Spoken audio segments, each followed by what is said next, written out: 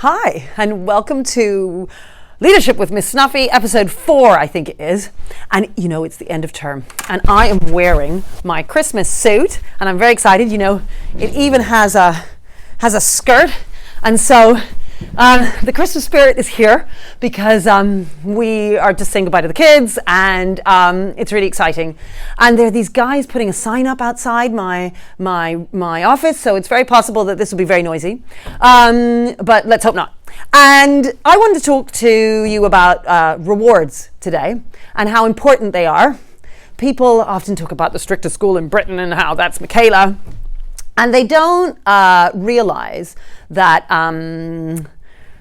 the best practice with kids is to have both praise and punishment. And I know punishment isn't a word we're meant to use. We're meant to use sanctions and things like that.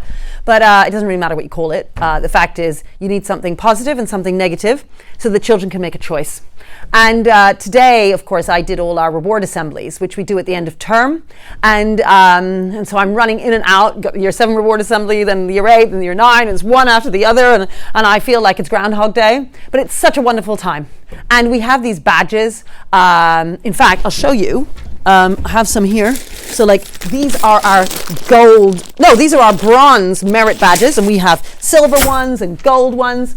And that's just for our merit shot. And you know, sometimes, certainly my experience before I came here was that merits tended to work with year 7, and maybe you might be able to use them in year 8, but by year 9 certainly they wouldn't work.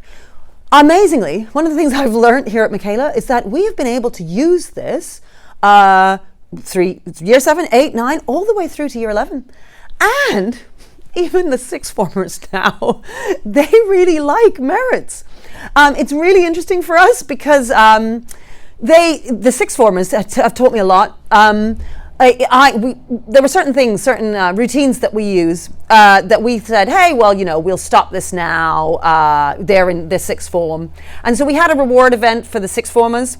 And we said we'd change the music, because when we give out the badges, I give out the badges and shake their hands when they come up for the reward assembly. And we said, oh, well, this time with the 6th formers, we'll use different music at the beginning.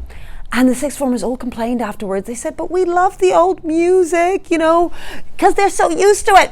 And there's a kind of ceremony and a routine that I missed it too. You know, we all missed it.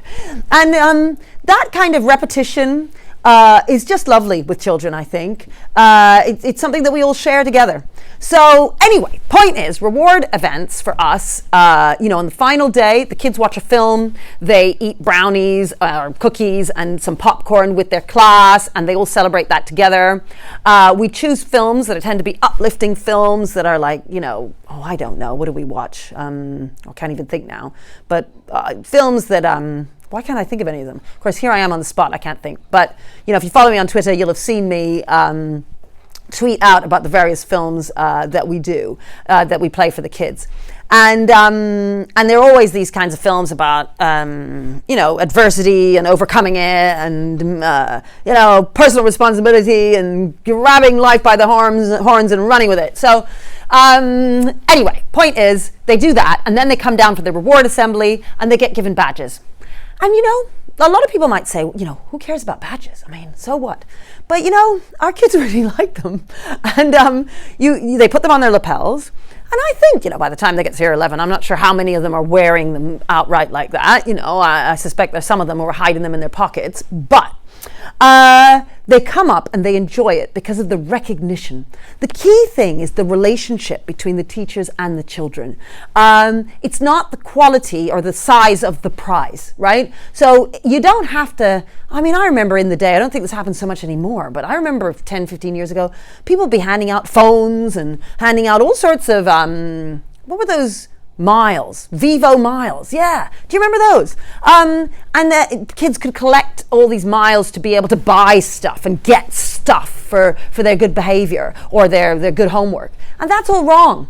it shouldn't, you're not buying them, you know. The reward needs to be something small that's a token, like a badge, which you can then, display on your lapel to say, hey, look at me, my teacher really rates me in this way. So that's what we do for our reward assemblies. And we find they work really well, and it's quite a cheap way of supporting your kids and ensuring that they're always going that extra mile. Of course, merits get you there.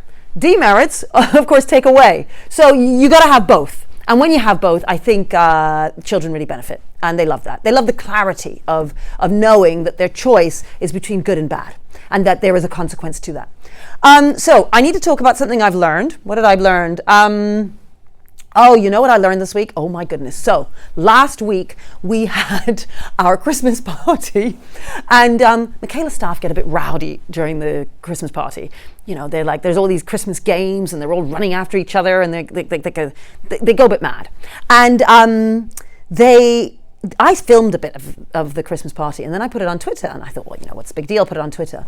What I didn't realize, because I didn't think the kids were on Twitter, but at school, back on Monday, some of the teachers, they came to me, they said, you know what, some of the kids were saying to me, I'd ask them, how are they? And they'd say, well, I have a bad back. I'd say, what do you mean you have a bad back? They'd say, yeah, I tackled somebody over a basketball. And the kids were obviously, you know, taking the mickey because they'd seen this video, and I hadn't even warned my staff. So, the key learning point for me is, if I put something on Twitter, the kids may very well see it. And I got to remember that so I can warn my teachers next time. So, it is Christmas. Merry Christmas. Will I do this in the holidays? Probably not. Who knows? Maybe I will. Anyway, Merry Christmas, and I'll see you next time. Bye.